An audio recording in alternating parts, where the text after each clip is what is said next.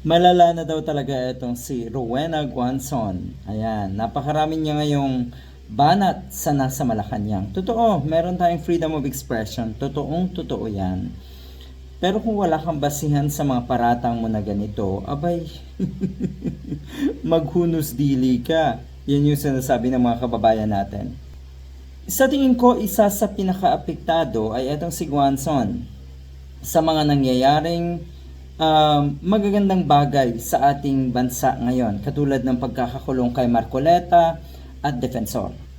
Apektado siya kasi sa halip kasi na magtagumpay yung kanilang mga isinasagawang rally para mapabagsak at mag-resign na ng tuluyan si PBBM, maipwesto si Sara Duterte, hindi.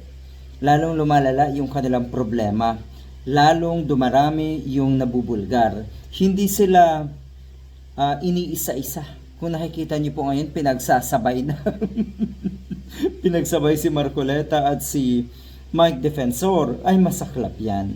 Ito po yung mga parata ngayon, si Rowena Guanzon. BBM, alam namin na ikaw ang nagpakulong kay Marcoleta at Defensor. Sinasabi pa niya, alam daw nila na pinoprotektahan ni PBBM si Sandro Marcos bilang yun nga, pinaparatangan na itong mga ito na sangkot doon sa pinakamalaking scam, yung flood control issue na yan. Hindi daw sila bangag, kaya alam nila ang totoong sitwasyon at ang totoong nangyayari. Kung talagang hindi ka bangag, Guanzon, kung talagang matino ka pa rin, hindi ka lalagpas at alam mo bilang isang abogado.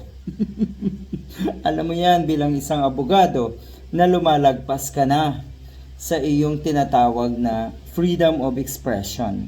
Totoo yon. Nako, ang sinasabi nga ito ng mga netizens kung totoo man itong paratang mo kay PBBM, kung totoo man itong mga sinasabi mo tungkol sa nasa Malacanang, alam din naman daw namin, lalo na ng mga loyalista, alam din ng mga loyalista na ikaw na, Guanzon, ang susunod.